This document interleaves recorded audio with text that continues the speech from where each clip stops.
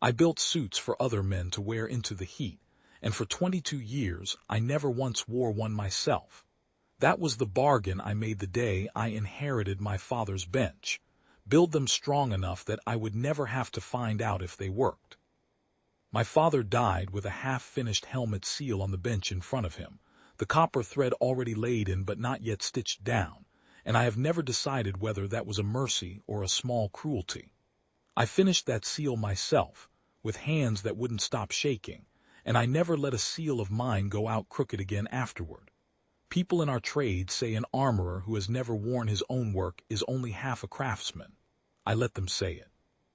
I had buried enough of my father's customers, by then to know exactly what the other half cost a man. My father stitched a single copper thread into the neck seal of every helmet he ever made. Dyed gold. He said a man under that much heat stops trusting his own eyes long before he stops trusting his hands, so the thread had to be something you could feel as much as see, a raised line under 2 fingers, pressed flat against the throat. Gold meant the suit was holding. Black meant the suit had crossed into the temperature where a man's blood starts to cook in his own veins, and there was no coming back from black. He told me that the day he taught me to stitch it myself, and he made me practice on scrap leather until my stitches were as even as his, because a crooked thread reads wrong under panic, and a man who can't read his own throat in a crisis is already dead. I kept stitching that thread into every seal for 22 years. I never once needed to read one on myself.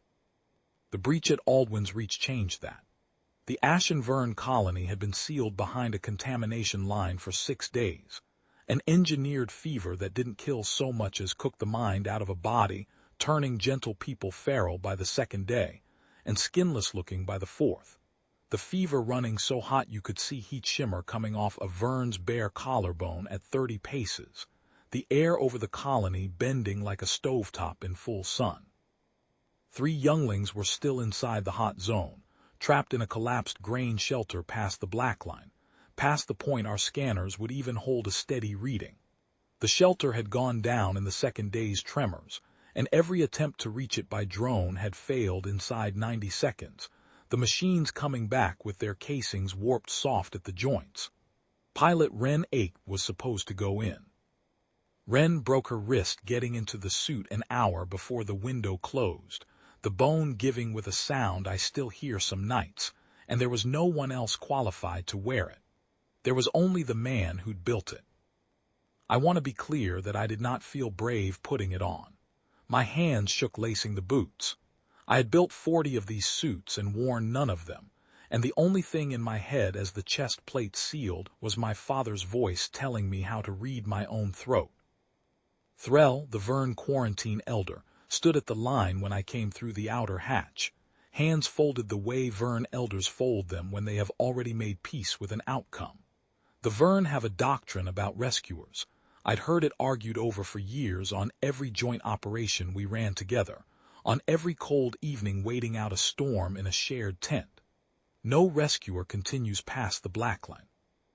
It is not cowardice, Threll told me once, turning the words over slowly the way Threll turned over most things.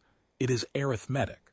A dead rescuer helps no one, and every species they had worked alongside, human included, had turned back at the line when their own gauge called it. They expected it of us the way they expected gravity, the way they expected the sun to come up pale over the grain fields. Threll watched me go in past the line with the calm of someone who had already filed away, in advance, exactly how this would end, and had made their peace with 2 living children and one that wouldn't be. The first youngling was 40 meters past the black line, wedged under a fallen support beam in the grain shelter, fever bright and snapping at my glove until I got an arm under her, and talked low the way you'd talk to a frightened animal, which she more or less was by then. I carried her out at a dead walk because running raises your own core heat faster than the ambient does, and going down running halfway to a child's exact size of grave is not a trade I was willing to make. My thread was still gold when I handed her across the line into Threll's arms. 2 left. The second was easier to find and harder to carry, older, heavier, half-conscious, his skin hot enough that I felt it through 2 layers of glove. By the time I crossed back out with him, my thread had gone the color of old brass, not gold anymore, not black yet. Somewhere in the honest middle my father never gave a name to, because he said a man in that middle still has a choice. I had a choice. I went back in for the third. She was the youngest, 6 years by their count, jammed into a grain duct too narrow for the suit's shoulders, screaming in a register that wasn't fear anymore, just heat.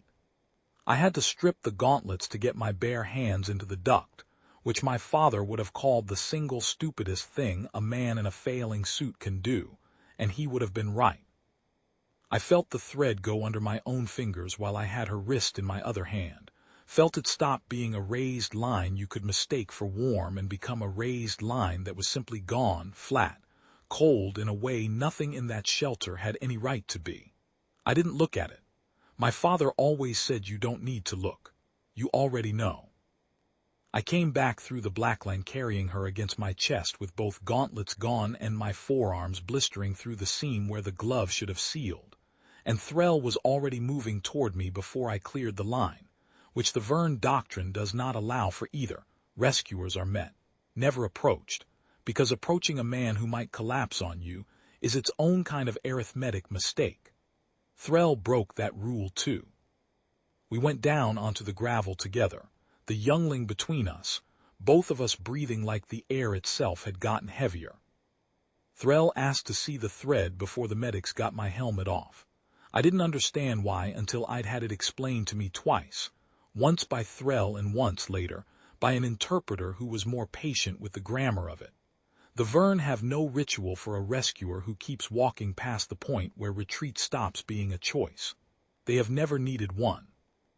Every species that had ever worn a suit alongside them had turned back at exactly the moment their gauge told them to, because that is what the gauge is for, and Threll had spent 40 years believing the gauge was the whole conversation. A black thread, to them, had only ever meant a body that didn't come out. I lost the use of 2 fingers on my left hand. The suit was unrepairable. The seal had cooked through, the polymer gone the color of a bruise along both forearms, 40 hours of work undone in 9 minutes. I never built another one exactly like it. My hands won't hold a needle steady enough anymore for that particular stitch. The one my father taught me on scrap leather behind the bench when I was 19 and certain I'd never need it for anything but other men. I taught the stitch instead, slow, to a younger armorer named Iset, who does it better than I ever did, and who asks me sometimes whether I ever think about putting on another suit. I tell her the truth. I tell her I think about it most when I'm not afraid, which isn't often, and that the day I stop being afraid of it is the day she should take the bench away from me. Threll's people asked formally in writing if they could keep the thread. Not the suit, the thread alone, cut free from the ruined collar before the rest went to the scrapyard, 6 inches of copper gone permanently black. They keep it now in a glass case at the edge of Aldwin's Reach, at the exact point on the gravel where Threll says the doctrine changed. I asked Threll once what they call it, since the Verne name everything. Threll said they hadn't agreed on a name yet.